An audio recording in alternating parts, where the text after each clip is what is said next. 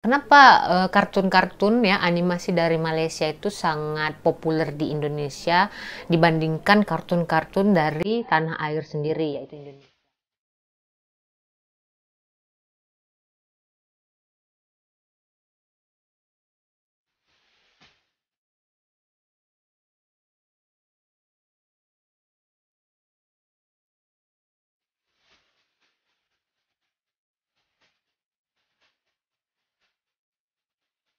Halo pemirsa, bertemu lagi bersama saya Boru Naga. Apa kabarnya semua pemirsa pada hari ini? Semoga semua pemirsa dalam keadaan sehat dan terberkati setiap harinya. Amin. Baiklah pemirsa, kalau zaman-zaman dulu saya masih sekolah, saya suka sekali nonton film kartun animasi ya, yang itu seperti Doraemon, Tom and Jerry. Terkadang juga saya suka lihat film kartun Shinchan pemirsa. Lucu, ngegemesin, kadang juga melihatnya kesel ya kan. Nah, kalau zaman sekarang yang sangat populer di Indonesia itu adalah film kartun Upin dan Ipin. Sebut aja Upin dan Ipin, pasti sudah tahulah pemilik dari cerita itu adalah dari negara Malaysia. Nah, kenapa ya bisa sangat populer di Indonesia? Padahal kalau di Indonesia juga ada loh ya menciptakan film-film animasi tersendiri. Jadi kita akan buat satu reaction di video yang memberikan informasi mungkin bisa menjadi jawaban pertanyaan saya. Kenapa Upin Ipin ya di Indonesia sana bisa sangat meledak, sangat diminati oleh orang Indonesia. Kita tonton bersama-sama. Hey ho Pop Gengs,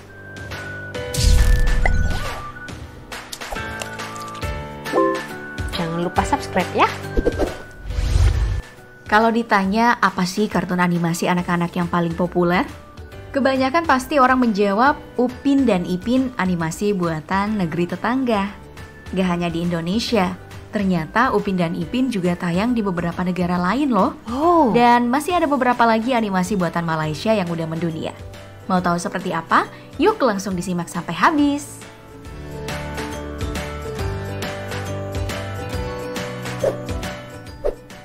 Kita lanjut bahas Upin Ipin dulu ya sampai tuntas. Animasi yang tayang sejak tahun 2007 ini awalnya hanya ditayangkan untuk menyambut bulan Ramadan aja. Tapi setelah mendapat sambutan antusias dari para penonton, baik dewasa maupun anak-anak, animasi yang diproduksi oleh Leko Park Production ini pun terus berlanjut hingga kini. Udah sampai 516 episode loh dalam 14 musim. Dari yang awalnya fokus di kehidupan si kembar Upin Ipin yang tinggal bersama Kak Ros dan Opah, kemudian menjadi kisah yang cukup luas dengan beragam tema mengenai kehidupan di kampung durian runtuh. Kisah seputar Upin Ipin and the Gangs yaitu Mail, Mei Mei, Jarjit, Fizi, Ehsan, lalu kita mengenal teman barunya Susanti, anak pindahan dari Jakarta, serta tokoh-tokoh lainnya yang sangat kuat karakternya. Ada Uncle Mutu atau Dalang hingga Abang Salih menjadi karakter pendukung favorit aku. Hingga kini ada banyak penghargaan yang telah diraih. Mulai dari animasi terbaik di Festival Film Internasional Kuala Lumpur 2007 lalu, hingga cerita film terbaik di Festival Film Animasi Internasional 2019 Animaze di Montreal, Kanada. Bahkan di tahun yang sama, film Upin Ipin berjudul Keris Yamang Tunggal ikut memperebutkan Oscar loh di Academy Award. Upin dan Ipin telah tayang di setidaknya 12 negara, termasuk negara Eropa di Turki. Kini, serial Upin dan Ipin bisa ditonton melalui berbagai stasiun TV dan platform video streaming di situs internet. Salah satunya, stasiun televisi berlangganan Disney Channel, yang berarti bisa ditonton di seluruh dunia kan? Hebat. Pasti para produser dan sutradaranya pada bangga dong ya? Betul. Tapi ada yang bikin heboh pas tahun 2019 lalu nih Pop Gengs. Saat animasi Indonesia, DOA alias Doyok Otoy Ali Oncom, yang tayang perdana pertengahan tahun 2018 lalu, mulai populer nih. Banyak penonton Malaysia yang protes karena ada karakter mirip Upin dan Ipin. Nama karakternya itu adalah Burik dan Gepeng. Warganet Malaysia ramai-ramai protes karena karakter dari Gepeng dan Burik ini dibuat hanya beda warna dan tinggi tubuhnya itu sama aja dengan Upin dan Ipin. Padahal serial ini tuh diadaptasi dari komik koran Pos Kota yang populer di Indonesia sejak tahun 80-an loh. Jadi menurut kamu siapa yang meniru siapa kalau kayak gini? Serempun.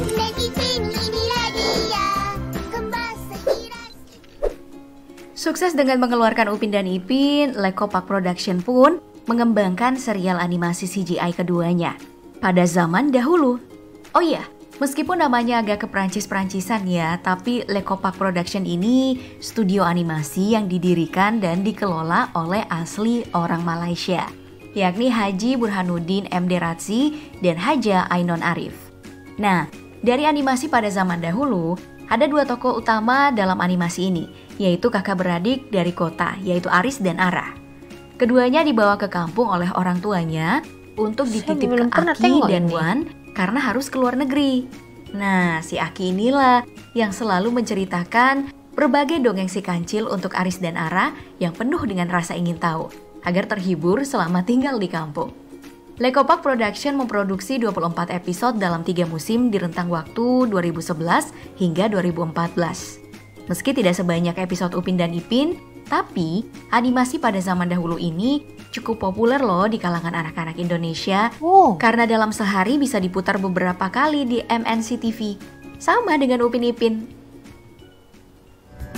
Tak pernah nengok saya. Selalunya tengok Upin Ipin. Tapi anak-anak di Indonesia nggak cuma kenal Upin, Ipin, dan kawan-kawannya. Mereka juga hafal loh dengan semua karakter dari serial animasi Boboiboy Boy yang diproduksi oleh Animonsta Studios.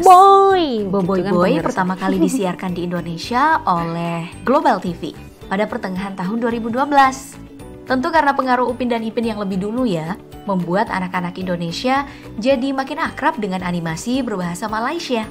Animasi ini berkisah seputar petualangan Boboiboy yang memiliki kekuatan super elemental dari Okobot untuk melawan alien berkepala botak dan berwarna hijau bernama Adudu yang ingin menaklukkan bumi untuk mendapatkan biji coklat. Boboiboy tidak sendiri nih. Ia membuat tim superhero dengan keempat temannya, yaitu ada Yaya, Ying, Gopal, dan Fang untuk melawan si makhluk asing yang selalu ingin menyerang bumi ini. Boboiboy diproduksi hingga 52 episode sejak tahun 2011 sampai 2016 yang terbagi dalam 3 musim. Karena berhasil menarik banyak penonton, setelah itu berlanjutlah ke seri Boboiboy Galaxy yang terbagi dalam 2 musim meski hanya ada 24 episode. Sama halnya dengan Upin Ipin, animasi ini juga disiarkan oleh banyak channel. Salah satunya adalah Disney Channel Asia. Animonsta Studios juga bahkan merilis Boboiboy The Movie yang kemudian berhasil memecahkan Book Malaysia of Records karena meraup keuntungan 500.000 ringgit Malaysia atau setara dengan 1,7 miliar rupiah dalam sehari. Di Indonesia pun untung banyak. Hanya dalam 12 hari nih, Boboiboy The Movie mendapatkan keuntungan sebesar 5 miliar rupiah. Gila nggak tuh?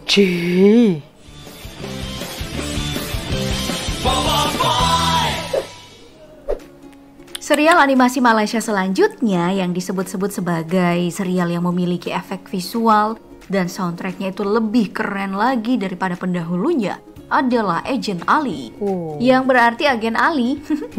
Animasi ini diproduksi oleh Wow Animation dan mulai tayang sejak 8 April 2016 lalu.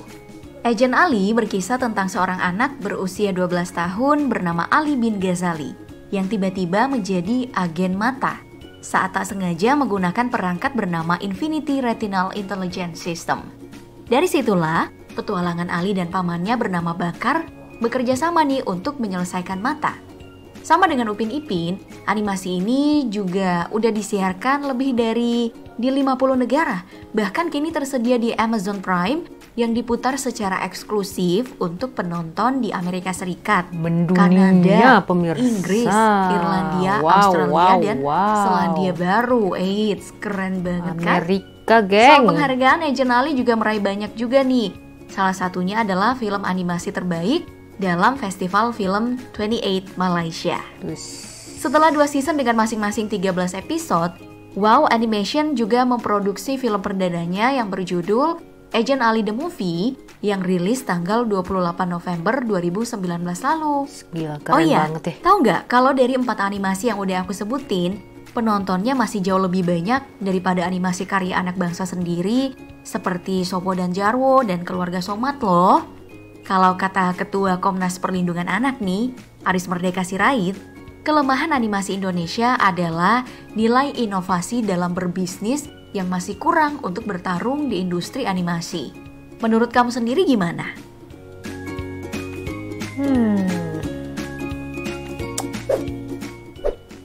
Baik, mari kita pindah ke animasi selanjutnya yang sedikit berbeda dari yang sebelumnya karena hanya berbentuk 2 dimensi.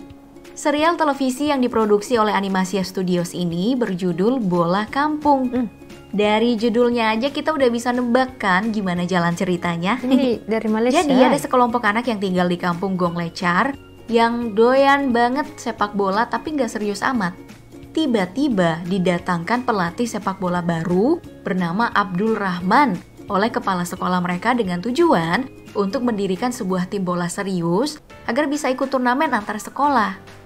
Iwan, si tokoh utama, dipilih menjadi leader, tapi justru dilarang sama ayahnya yang padahal nih, dulu waktu muda, ia pernah bergabung di tim nasional.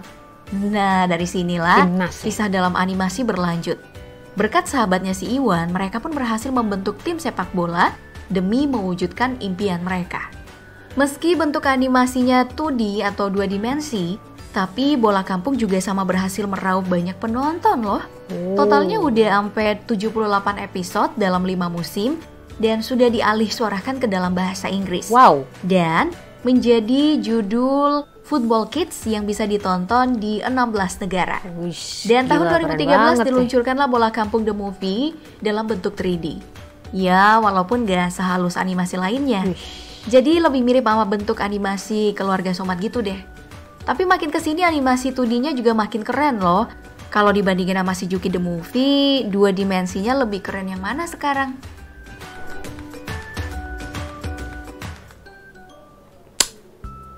Jadi itulah jawabannya pemirsa. Dari banyak-banyak itu yang saya selalu tonton itu Upin dan Ipin, inilah dia si kembar seiras itu biasa. Itu pemirsa ya kan. Bahkan ya kalau di Indonesia itu sangat famous, sangatlah Upin Ipin nih pemirsa. Dari baju ya kan. Nah, seperti Bobo juga banyak juga di sana pemirsa yang meminatinya kan. Yang saya salutnya dari animasi-animasi dari Malaysia ini, itu kan seperti Upin dan Ipin itu kan banyak kaum ya kan, bangsa suku ya kan, dari India, Melayu, ya kan, Cina. Nah, ada juga dicantumkan orang dari Indonesia. Seperti ingin menyatukan Indonesia dan Malaysia. Dan di situ kita bisa lihat ya kalau di Malaysia ini juga ramai orang Indonesia ya, seperti halnya si Santi ini yang tinggal di Malaysia karena mungkin parentsnya orang Malaysia dan Indonesia seperti campuran seperti itu. Nah, dan banyak ya animasi-animasi dari Malaysia ini yang saya lihat itu selalu menggabungkan semua suku ya kan. Di situ bisa kita lihat betapa harmonisnya, walaupun hanya sebuah animasi memperlihatkan keharmonisan dalam satu negara ya kan. Walaupun itu hanya di kampung saja ya pemirsa. Nah, kalau menurut saya, kenapa kartun-kartun ya animasi dari Malaysia itu sangat populer di Indonesia dibandingkan kartun-kartun dari tanah air sendiri, yaitu Indonesia. Kalau kita lihat ya, penilaian saya kayak kartun Jaron itu kan, itu kalau di Upin dan Ipin dan yang lain-lain itu kan bentuk-bentuknya itu kan sangat bagus ya kan. Nah kalau seperti animasi dari Indonesia tuh dari suara itu seharusnya jangan dibuat seperti itu. Ini penilaian saya ya kan, hak asasi manusia ya kan, berhak untuk bersuara. Karena tidak semua anak-anak bisa menerima seperti itu. Ada yang takut mungkin ya kan, jadi nggak mau lagi melihat gitu kan. Beda dengan animasi seperti Upin dan Ipin, lucu ya kan gitu. Dan animasi dari Malaysia ya, khususnya dari Upin dan Ipin ini kebanyakan memberikan edukasi ya kan. Dari setiap cerita, dari semua episode itu memberikan informasi dan juga edukasi, bahkan memberikan kita satu pelajaran yang baru begitu pemirsa ya kan. Bedalah dengan yang lain-lain itu, ya tidak kalah lah dengan animasi dari Jepun sana ya kan, Jepang, yaitu Doraemon, apalagi kayak Shinchan itu ya kan, gemesnya. Bayangkan pemirsa, satu hari bisa dapat miliaran. Banyaknya. Oke. Apa pendapat pemirsa tentang animasi dari Malaysia ini? Ya kan, dan apa pula penilaian pemirsa tentang animasi-animasi dari Indonesia? Ya, semoga sajalah ya kan para penerus generasi Indonesia akan memajukan ya kan lebih lagi industri animasi seperti layaknya Malaysia. Kalau saya rasa ya, saya nilai orang Indonesia tuh semuanya sangat cerdas-cerdas loh. Karena apa? Dalam berkreasi orang Indonesia itu tidak pernah gagal ya kan, dari musik ya, dari film sangat maju loh ya kan. Tapi itulah seperti kata Pak Sirait tadi, dukungan ya kan, dukungan itu kurang. Jadi ya seperti itulah pemirsa. Oke, jadi begitu saja di video kali ini pemirsa. Sebelum saya mengundurkan diri di video ini, saya meninggalkan kamera ini. Jangan lupa bagi pemirsa yang belum lagi subscribe, tolong subscribe channel saya agar saya lebih lagi bersemangat memberikan reaction yang ya tak seberapa lah menurut saya. Tapi mungkin bisa menghibur pemirsa ya kan.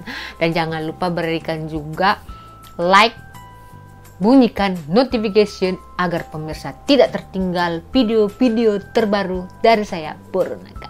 Kita berjumpa lagi di video selanjutnya.